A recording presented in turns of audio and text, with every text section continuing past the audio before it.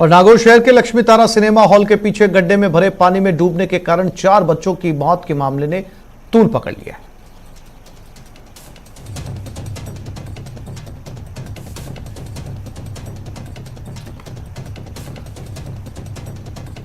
RLP के पदाधिकारियों के नेतृत्व में साटिया समाज के लोगों ने मृतक बच्चों के परिजनों के साथ अनिश्चितकालीन धरने का ऐलान कर दिया। मृतक बच्चों के परिजन नगर परिषद के भीतर अनिश्चितकालीन धरने पर बैठ गए। वहीं रात्रि के समय में प्रदर्शन कर रहे लोगों ने सभापति मीतू बोथरा में आयुक्त श्रवण चौधरी के चैम्बर के बाहर डेरा डाल दिया। परिजनों ने नगर परिषद आयुक्त को सस्पेंड करने, रहने के लिए जमीन देने और आर्थिक मदद की मांग की। प्रदर्शनकारियों ने मांग की कि अगर कार्रवाई नहीं हुई तो आंदोलन उग्र किया जाएगा।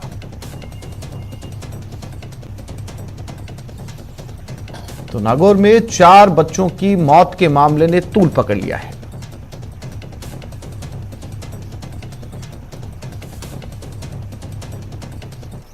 श्रीगंगानगर में एक बार फिर तालाबंदी का मामला सामने आया। रायसिंह नगर उपखंड क्षेत्र में एक बार फिर से स्कूल की तालाबंदी की गई। ग्रामीणों ने रायसिंह नगर के 35 ML बारावली के उच्च प्राथमिक स्कूल पर ताला जड़ दिया। ग्रामीणों का गुस्सा ताला जड़ने तक नहीं रुका। उन्होंने स्कूल के बाहर धरना प्रदर्शन शुरू कर दिया। ग्रामीण स्कूल के क्रमोन्नत न होने से नाराज हैं। उनका कहना है कि कई बार क्रमोन्नति को लेकर शिक्षा विभाग और जनप्रतिनिधियों से कहा गया, सुनवाई नहीं हुई तो यह कदम उठाना पड़ा। ग्रामीणों ने क्रमोन्नत न होने तक तालेबंदी की चेतावनी दी है। राजकीय उच्च प्राथमिक विद्यालय बारावली में स्कूल में धरना लगाया गया है, क्योंकि स्कूल काफ़ी लंबे टाइम से क्रमोन्नत नहीं हो रहा है। यह स्कूल 1954 में बना था प्राइमरी, उसके बाद में मिडिल हुआ, मिडिल के बाद 10-12 साल हो गए, उससे आगे नहीं बढ़ रहा है। तो काफ़ी बार प्रयास किया प्रशासन से, सरकार से, भाई हमारा स्कूल सेकेंडरी किया जाए, कोई गौर नहीं हुई। अंतिम मतलब कोई और विकल्प नहीं बचा है, इसलिए गाँव वासियों ने सारों ने मिलकर यह निर्णय लिया है कि स्कूल की तालाबंदी की जाए और हमारा स्कूल क्रमोन्नत नहीं किया जाए जब तक हम यहाँ धरना प्रदर्शन चालू। उदयपुर के सवीना थाना पुलिस ने सोशल मीडिया पर पोस्ट करने पर व्यापारी को मारने की योजना बनाने के मामले में 2 और आरोपियों को गिरफ्तार किया है। पुलिस ने इस मामले में 3 आरोपियों को गिरफ्तार किया। रिमांड के दौरान इन आरोपियों से पूछताछ में कई राज खुले। आरोपियों ने पूछताछ के दौरान मोहम्मद यासीन और निहाल की संलिप्तता की बात को बोली। इस पर पुलिस ने दबिश देकर यासीन और निहाल को भी गिरफ्तार कर लिया। दोनों ने व्यापारी की रेकी की थी और सारी जानकारी तीनों आरोपियों तक पहुंचाई थी। इन आरोपियों को आज न्यायालय में पेश कर रिमांड मांगी जाएगी।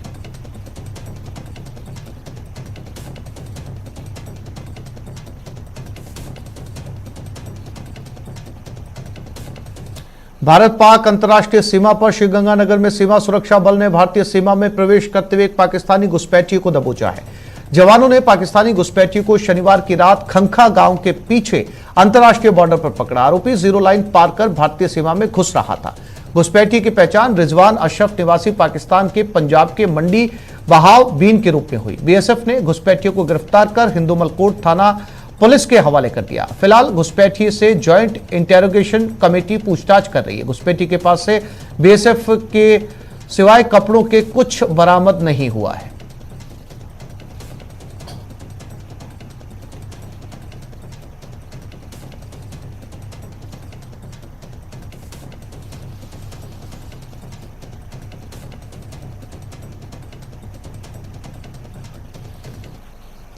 हाल ही में बनकर तैयार हुआ दिल्ली मुंबई एक्सप्रेसवे का अंडरपास अब लोगों के लिए परेशानी का सबब बन रहा है।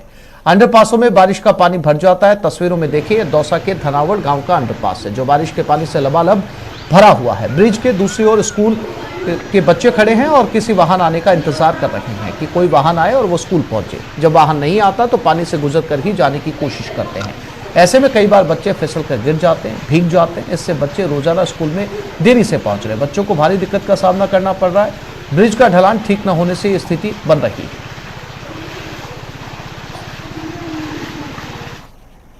हमारे यहाँ अंडरपास में पानी भरा हुआ है, हमें इस समय पानी जाने में दिक्कत होती है और ये गुरुजन फिर हमारी पिटाई करते हैं लेट पहुँचने पर। हम दूसरे गांव से आते हैं और ये अंडरपास में पानी भरे होने की वजह से हमें दिक्कत होती है जाने में और कभी कभार हम गिर भी जाते हैं इसमें, जिससे हमें चोटें आ जाती है और हमारे बैग भी भीग जाते हैं, जो हमारे कॉपी किताब भी भीग जाते हैं। तो हमें पढ़ाई में भी दिक्कत होती है, तो इस पानी को निकलवाने के लिए। ये धंधा रोड पुलिया के पास पानी भरा हुआ है, बच्चों को आने जाने की बहुत समस्या होती है। मैं भी कई बार बच्चों को मोटरसाइकिल से छोड़ जाता हूँ, इसमें जहरीले जानवरों का भी डर रहता है पानी के अंदर, जिससे बालक डर के मारे स्कूल भयभीत रहते हैं। और ये पानी जल्दी से कंपनी को हटाया जाना चाहिए, जिससे रोड लाइन विभाग, जिसका विभाग है राष्ट्रीय राजमार्ग, वो बिल्कुल ध्यान नहीं दे रहा है। 1 महीने से 1.5 महीने से पानी भरा हुआ है। अभी ये जो हमारे नेशनल हाईवे पे जो पुलिया बनाई है उनमें सभी में पानी भरा हुआ है।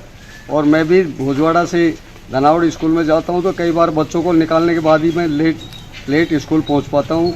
उसमें मुझे सर की भी डांट झेलनी पड़ती है, बाकी बच्चों को पानी में छोड़ के अकेला भी नहीं जा सकता, इसलिए मुझे भारी परेशानी का सामना करना। सीकर के फतेहपुर कस्बे में रविवार रात हुई तेज बरसात के बाद एक बस रेलवे अंडरपास में भरे पानी में फंस गई। बस में करीब 2 दर्जन से ज्यादा यात्री थे, जो करीब 1.5 घंटे तक पानी में फंसे रहे और उनकी सांसें अटकी रही। बीकानेर से खेतड़ी जा रही बस फतेहपुर के मंडावा पुलिया के पास से निकल रही थी। इसी दौरान पानी ज्यादा होने की वजह से बस बीच में फंस गई। उनके पास में पानी काफी ज्यादा था, जो बस की सीढ़ियों के ऊपर तक आ गया। आसपास के लोगों ने पुलिस और प्रशासन को सूचना दी। काफी मशक्कत के बाद बस को निकाला जा सका। इस दौरान करीब 10 घंटे तक 25 यात्रियों की सांसें अटकी रही।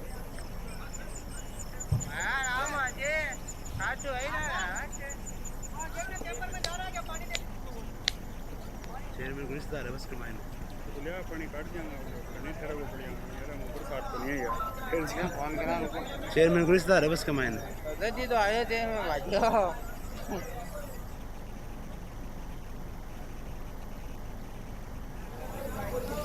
और ये फतेहपुर का अंडरपास है, फतेहपुर शेखावटी, और हर साल इस अंडरपास में ऐसे ही पानी भरता है। बसें यहां पर फंसती हैं। हालांकि कोशिश की ड्राइवर ने इस पानी से निकालने की, लेकिन बस एक बार फिर से फंस गई।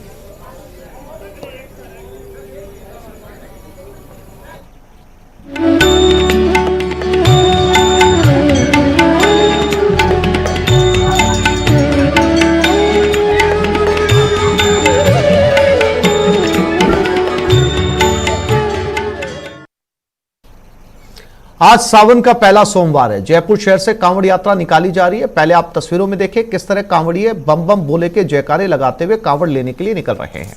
इस बार प्रशासन द्वारा डीजे पर रोक लगाने के बाद परंपरागत ढंग से कांवड़ यात्रा निकाली जा रही है। भोले के भक्त वाद्य, ढोल, झांझ और मंजीरे लेकर बजाते हुए चल रहे हैं। जयपुर के परकोटे बाजार में कांवड़ियों की धूम नजर आई।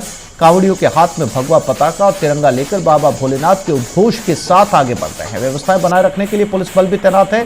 ड्रोन कैमरे से निगरानी रखी जा रही है। यही नहीं, इस बार कांवड़ यात्रा के लिए रजिस्ट्रेशन भी जरूरी किया गया है।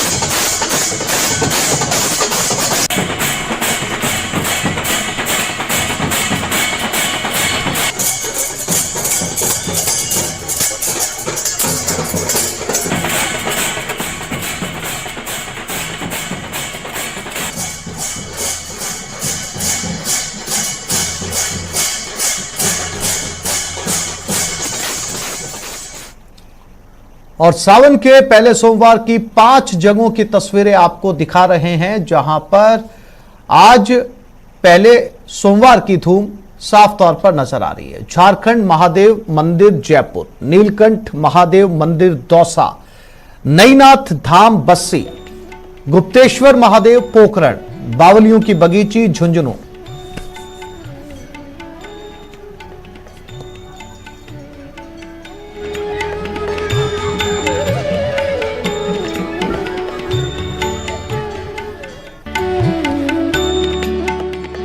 सावन के पहले सोमवार की बाबा भोले के भक्त आज अलग अलग मंदिरों में। इस बार कोरोना के 2 साल बाद भक्त बिना किसी रोक टोक के पूरे तरीके से शिवालयों में जाकर बाबा भोलेनाथ पर जल चढ़ा रहे हैं। शिव मंदिर में काफी सजावट की गई है। जयपुर के चांदनी चौक स्थित प्रतापेश्वर महादेव में भक्तों का सैलाब उमड़ा। आज मंदिर में रुद्राभिषेक किया जाएगा। भगवान शिव की विशेष झांकी और फूलों का श्रृंगार, साथ ही देवस्थान विभाग की तरफ से भी प्रदेश के 44 शिव मंदिरों में रुद्राभिषेक कराया जा रहा है। श्रावण के चारों सोमवार को विद्वानों की मौजूदगी में शिव मंदिरों में अनुष्ठान होंगे। प्रदेश में शांति, खुशहाली और समृद्धि के बनाए रखने के लिए देवस्थान विभाग ने कदम उठाया है। आज और वहीं प्रदेश के तमाम मंदिरों में शिव भक्तों का तांता लगा हुआ है, शिव भक्तों की कतारें उमड़ी हुई है। वहीं जयपुर के झारखंड महादेव मंदिर में इस वक्त मैं मौजूद हूँ, जहां आप देख सकते हैं कैसे भक्त जल शिवलिंग पर चढ़ा रहे हैं। लगातार यहाँ पर भीड़ हमें नजर आ रही है। मुख्य तौर पर महिलाएं आज यहाँ पर मौजूद है। आज पहले सोमवार का व्रत महिलाओं ने अपने पति की लंबी उम्र के लिए रखा है। वहीं आपको मंदिर की विशेषता मैं बता दूं, ये शिवलिंग जो है स्वयंभू शिवलिंग है। इस शिवलिंग को कोई स्थापित नहीं किया गया था, स्वयं यहाँ भगवान शिव प्रकट हुए थे। 1918 में इस मंदिर की स्थापना की गई थी। वहीं हम ज्यादा जानकारी के लिए पंडित जी के पास जाएंगे और उनसे जानेंगे कि आखिर इस मंदिर की क्या विशेषता है, कब से ये मंदिर जो है यहाँ पर है और क्यों यहाँ भक्तों की भीड़ उमड़ती है। पंडित जी, क्यों भक्तों की भीड़ इतनी उमड़ती है और कब से ये मंदिर की मान्यता है? यहाँ पे भक्तों की बहुत तादाद में भीड़ उमड़ती है और सबकी मनोकामनाएं पूर्ण होती है, इसलिए सब भक्त मनोकामना पूर्ण करने के लिए भगवान के दरबार में हाजिरी लगाते हैं, जल अभिषेक करते हैं। वहीं आज पूजन विधि क्या रखी गई है, कैसे क्या पूजन विधि है, कैसे भगवान शिव का अभिषेक किया जाएगा, क्या शुभ मुहूर्त है? शुभ मुहूर्त क्या है? शुभ मुहूर्त आज का 11:30 से 12:30 बताया ना, अभिजीत मुहूर्त है। क्या पूजन विधि रहेगी? रुद्राभिषेक किया जाता है, पंचामृत से स्नान कराया जाता है, गंगा जल से स्नान कराया जाता है। देखिए, वही पंडित जी ने कहा कि सर्वश्रेष्ठ मुहूर्त आज दिन में 11 से 12:30 बजे तक का है। वहीं हम भक्तों से भी बातचीत करेंगे और उनसे जानेंगे भगवान शिव के मंदिर में आज वो आए हैं, क्या कुछ उनकी मनोकामनाएं हैं और इस विशेष दिन को किस तरीके से वो देख रहे हैं। सर, भगवान शिव के मंदिर में आज आप आए हैं, क्या कुछ मनोकामनाएं और पहला सोमवार आज है, क्या भगवान शिव की विशेष तौर पर, मुख्य तौर पर विशेषता आज देखी जाती है? श्रावण मास भगवान शिव पूजन के लिए विशेष मास है और आज चूंकि प्रथम सोमवार है तो भक्तों की कतार लंबी है। अपनी मनोकामना पूरी करने के लिए सभी भक्त कतारबद्ध होकर आ रहे हैं और अपनी मनवांछित इच्छा भगवान से मांग रहे हैं। आज सावन का पहला सोमवार है। प्रदेश के तमाम मंदिरों में लंबी कतारें आज लगी हुई है और न्यूज़ 18 राजस्थान हर जगह जाकर दर्शकों को दर्शन करवा रहा है। और इसी के साथ मैं महिमा जैन, कैमरामैन अविनाश के साथ न्यूज़ 18 राजस्थान, जयपुर। आज सावन के पवित्र महीने का पहला सोमवार है। पहले सोमवार के दिन शिवालयों में बम बम भोले के जयकारे लग रहे हैं। गंगानगर के प्राचीन शिवालय में भी अल सुबह से बाबा भोले के भक्तों का तांता लगा हुआ है। श्रद्धालु अल सुबह से प्राचीन शिवालय पहुंचकर भगवान भोलेनाथ का जलाभिषेक और दुग्ध अभिषेक कर रहे हैं। श्रद्धालु अपनी मनोकामना मांग रहे। बम बम भोले के जयकारों के बीच श्रद्धालुओं से बात की हमारे संवाददाता अशोक कुमार शर्मा। सावन महीने का पहला सोमवार है और पहले सोमवार के दिन ही श्री गंगानगर के प्राचीन शिवालय में अल सुबह से ही श्रद्धालुओं का तांता लगा हुआ है और ये श्रद्धालु भगवान भोलेनाथ को दुग्धाभिषेक और जलाभिषेक कर खुश करने की कामना कर रहे हैं। अभी इस समय हम श्री गंगानगर के प्राचीन शिवालय में ही मौजूद है। हम आपको यहाँ पिक्चर्स दिखाएं तो देखिए श्रद्धालुओं का तांता लगा हुआ है। श्रद्धालु आज सावन के पहले सोमवार के दिन भगवान भोलेनाथ का दुग्धाभिषेक व जलाभिषेक कर अपनी मनोकामना पूर्ण करने की कामना कर रहे हैं। और साथ ही साथ जो सावन के पवित्र महीना है और इस दिन आज के दिन सोमवार के दिन भगवान भोलेनाथ की पूजा अर्चना की जाती है तो हर संभव मनोकामना पूर्ण होती है। आप ये देखिए कि ये काफ़ी श्रद्धालुओं की भीड़ है और भीड़ होने की वजह से चूँकि आज सावन का पहला सोमवार है तो निश्चित तौर पर भीड़ होनी है। और इसके अलावा जिस तरह से आप देख पा रहे हैं कि पूरा का पूरा वातावरण श्रद्धा में डूबा हुआ है। श्रद्धालु है जो भगवान भोलेनाथ की आरती गा रहे हैं और भगवान भोलेनाथ को प्रसन्न करने का प्रयास किया जा रहा है। यानी कि पूरे के शिवालय जय जय बम बम भोले के जयकारों से गूंजे हुए हैं। आप ये देख सकते हैं कितना उत्साह है श्रद्धालुओं के अंदर। भगवान भोलेनाथ का ये दुग्धाभिषेक जलाभिषेक तो कर ही रहे, भगवान भोलेनाथ के जय जयकारों से भी पूरा शिवालय गुंजायमान हो रहा है। सावन के प्रथम सोमवार के दिन आज बाबा के मंदिर में खूब और बहुत भारी मात्रा में भीड़ है और इसका सभी भक्तों का बाबा के प्रति जो अटूट विश्वास है ये उसी का ही एक प्रतिफल है। आज माना भी जाता है कि सावन का है महीना और सोमवार है तो भगवान भोलेनाथ जल्दी प्रसन्न होते हैं। बिल्कुल सावन के दिन, सावन का तो प्रत्येक दिन बाबा के लिए क्या नाम अपने उनको बड़ा अति प्रिय है। लेकिन जो सोमवार का विशेष अति प्रिय दिन है उस दिन तो बाबा तो ये समझ लो साक्षात यहाँ पे विराजमान होते हैं। सोमवार है, बहुत अच्छा लग रहा है हमको। हम आए सावन के सोमवार का जल चढ़ाने। जय शिव शंकर भोलेनाथ। आपको कैसा लग रहा है? जी हमें तो बहुत बढ़िया लग रहा है। आज सावन का पहला सोमवार है, आज शिव जी के यहाँ पर दर्शन करने आए हैं, हमें तो बहुत बढ़िया लग रहा है। अशोक शर्मा, न्यूज़ 18 श्री गंगानगर। सावन का पहला सोमवार है और ये सबके लिए महत्व इसलिए रखता है कि पहली बात तो हम लोग जितने भी हिंदू लोग हैं ज़्यादातर शिव के ही प्रति भावना रखते हैं और हमारा शिवालय जो मंदिर है वो सबसे प्राचीन मंदिर है। यहाँ आने से आप जो भी इच्छा मांगते हो वो संपूर्ण पूरी होती है आपकी। दूसरा, यहाँ सावन के जो पवित्र महीना है ये सबसे पवित्र माना गया है। इसमें किसी भी तरह की कोई भी विश मांगते हो तो आपकी कंप्लीट होती है। बाबा सभी भक्तों की मनोकामना पूरी करते हैं और वैसे ही भोले बाबा की कृपा सभी पूरी सृष्टि पर रहती है जी। तभी तो इतनी भीड़ है, आप देख सकते हो। तो बड़ी प्रसन्न है जनता यहाँ पे। बहुत बढ़िया दर्शन हुए भोले बाबा के, आनंद आ गया, बहुत अच्छा लगा, सुकून मिला। बाबा के दर्शन बहुत अच्छी तरह हुए। पूजा पाठ किया जाता है, जो जिसकी श्रद्धा होती है वैसे करता है। भोले भंडारी कुछ नहीं मांगते। अच्छा जी। जो कर दो वो खुश हो जाते हैं, उससे खुश होते हैं। आप सिर्फ खाली जल चढ़ा दो उससे भी खुश हो जाते हैं जी। बहुत अच्छा रहता है। अच्छा, अपनी पूरी मतलब मनोकामना पूरी होती है भगवान शंकर की सेवा करने से। और राष्ट्रपति चुनाव के लिए वोटिंग जारी है, वोटिंग की प्रक्रिया चल रही है। राष्ट्रपति चुनाव के लिए राजस्थान विधानसभा में ये वोटिंग, अब तक करीब 150 विधायक मतदान कर चुके हैं। राजस्थान विधानसभा में 150 विधायक अब तक मतदान कर चुके हैं।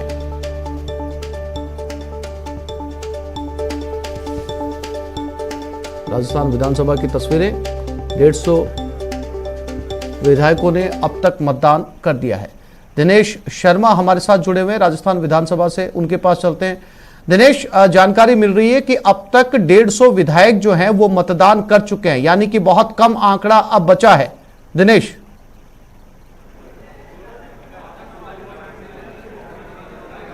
अब बिल्कुल देखिए 150 से ज़्यादा विधायक अब तक अपने मताधिकार का प्रयोग कर चुके हैं और अब तकरीबन जो है वो 40-45 विधायकों को और वोट करना है, उसके बाद मतदान की प्रक्रिया संपन्न हो जाएगी। लेकिन देखिए, एक भी विधायक अगर देरी से पहुंचता है तो उसके लिए इंतज़ार करना होगा। अगर सभी 200 विधायक अपना वोट डाल चुके होते हैं तो जिस वक्त से पहले वोट डाल चुके होंगे वोट अपना, उसके बाद मतदान की प्रक्रिया खत्म हो जाएगी, क्योंकि 200 विधायकों को यहाँ पर वोट डालने हैं। एक भी विधायक अगर लेट होगा तो शाम 5 बजे तक जो है वो इंतज़ार करना होगा। अभी कुछ देर पहले पीसीसी चीफ और जो लक्ष्मणगढ़ से विधायक हैं गोविंद सिंह डोटासरा, वो अपना वोट डाल के गए हैं। मंत्री डॉक्टर सुभाष गर्ग ने अपना वोट डाला है, मंत्री बीडी कल्ला ने अभी अपना वोट डाला है, इसके साथ ही मंत्री लालचंद कटारिया भी अभी अपना वोट डाल कर गए हैं। अभी मंत्री अशोक चांदना जो है वो पहुँचे हैं अपना वोट डालने। तो लगातार जो है वो वोटिंग की प्रक्रिया चल रही है और कतार जो है वो लगातार बनी हुई है, क्योंकि गैप नहीं मिल रहा है। सभी विधायक, भाजपा ने भी अपने विधायकों को आज सुबह 9 बजे यहाँ पर बुलाया विधानसभा। इसके साथ ही कांग्रेस के विधायकों की अगर बात करें तो उन्होंने भी अपने सभी विधायकों को 9:30 बजे यहाँ पर बुलाया। तो जैसे ही मतदान की प्रक्रिया शुरू हुई उसके तत्काल बाद यहाँ मतदान के बाहर कतार जो है वो लगातार बनी हुई है। और एक बार जो है वो तस्वीरें भी हम दिखाने की कोशिश करेंगे। एक बार उधर जो है वो मतदान कक्ष के बाहर किस तरह का जो है वो नज़ारा है। अब देखिए, अभी भी जो है वो विधायक, अब क्योंकि कतार जो है वो अब नज़र नहीं आ रही है वहाँ पर, अब इक्का दुक्का जो विधायक जो है वो अपना वोट डालने के लिए पहुँच रहे हैं। लेकिन अभी जो है वो 5 मंत्री टीकाराम जूली जो है वो अभी अपना वोट कास्ट करके बाहर निकल के आ रहे हैं। और ये जो चुनाव है इसमें दावे जो है वो लगातार किए जा रहे हैं। नरेंद्र बुढ़ानिया है विधायक, वो जो है अपना वोट डालकर जो है वो निकले हैं। तो वोटिंग की प्रक्रिया लगातार जारी है। कुछ एक वोट जो है वो और शेष रह गए और संभावना यही जताई जा रही है कि अगर सभी विधायक पहुंचे तो 1 बजे से पहले भी जो है वोटिंग की प्रक्रिया खत्म हो सकती है। इधर से देखिए जो है विधायक हैं परबतसर से रामनिवास गावड़िया, वो अपना वोट डालने पहुंचे हैं। तो लगातार जो है वो विधायक पहुंच रहे हैं अपना वोट डालने के लिए। और ये जो चुनाव है ये काफ़ी महत्वपूर्ण है, कई मायनों में महत्वपूर्ण है। एक मैसेज देने की राजनीति जो है वो यहाँ से हो रही है। पहली बार देश को आदिवासी राष्ट्रपति जो है वो मिलने वाला है। द्रौपदी मुर्मू जो है वो राष्ट्रपति बनेगी, ये लगभग तय हो चुका है। और इसके साथ ही विपक्ष की अगर बात की जाए तो विपक्ष के लिहाज से अगर देखा जाए तो उम्मीदें बहुत ज़्यादा नहीं है, लेकिन विपक्ष कोशिश कर रहा है कि एक मैसेज कम से कम यहाँ से दिया जाए। मैसेज इस तरह का कि राष्ट्रपति पद केवल सुशोभित करने के लिए नहीं है, बल्कि वहाँ पर जो व्यक्ति बैठा है उसे पूरा वॉच रखना पड़ता है। कई मौक़ों पर जो है वो अपनी जुबान भी खोलनी पड़ती है। इस तरह की बात जो है वो कही जा रही है विपक्षी खेमे की ओर से, लेकिन विपक्षी एकजुटता के जो दावे किए गए थे वो धीरे धीरे धराशायी होते गए और एक एक करके कई विपक्षी दलों ने आखिरकार फैसला किया कि वो आदिवासी द्रौपदी मुर्मू के साथ में जाएंगे और उन्हें अपना वोट कास्ट करेंगे, क्योंकि ये सियासत है। सियासत में जो है वो कई तरह के समीकरण देखने पड़ते हैं। आगे अगर अभी द्रौपदी मुर्मू के साथ वो नहीं जाते तो आगे जो है उसका कई तरह से जो है वो खामियाजा उठाना पड़ता था, खासतौर से वोटों का जो है वो नुकसान हो सकता था। देखिए मंत्री टीकाराम जूली हैं, वो अभी वोट डालकर जो है वो पहुँचे हैं। मंत्री टीकाराम जूली जी से हम बात कर लेंगे। आप वोट डालकर आए हैं, ये कहा जा रहा है कि ये लड़ाई राजनीतिक नहीं है, केवल विचारधारा की लड़ाई है, तो क्या एक कोई मैसेज देने में कामयाब हो पाएगा विपक्ष? देखिए, ये एक मैसेज देने की बात है और जिस प्रकार का आज देश के अंदर माहौल चल रहा है और जिस प्रकार केंद्र सरकार संविधान को कमज़ोर कर रही है या जिस प्रकार से नए नए निर्णय लिए जा रहे हैं, तो उससे पूरे देश के अंदर एक विपक्ष पूरा मजबूत भी हुआ है और एक मैसेज देने का संदेश भी यहाँ से जाएगा कि सब लोग एकजुट हैं। और केंद्र सरकार जिस प्रकार विपक्ष को कुचलना चाहती है, कमज़ोर करना चाहती है, उनके नेताओं पे मुकदमे लगाना चाहती है, ईडी सीबीआई से डराना चाहती है, तो वो सारी चीज़ें अब चलने वाले नहीं है। आने वाले समय में पूरी जनता और पूरा विपक्ष मिलकर इनको मुंहतोड़ जवाब देंगे। जी दिनेश, तस्वीरें दिखाने और जानकारी देने के लिए आपका बहुत धन्यवाद। अब तक 150 विधायक वोटिंग कर चुके हैं। उम्मीद की जा रही है कि जल्द ही 50 विधायक भी वोटिंग पूरी कर लेंगे। और दूसरी तरफ दिल्ली में देश के केंद्रीय गृह मंत्री अमित शाह ने भी अपना मतदान कर दिया है। ये तस्वीरें जहां पर अमित शाह अपना वोट देते हुए राष्ट्रपति चुनाव में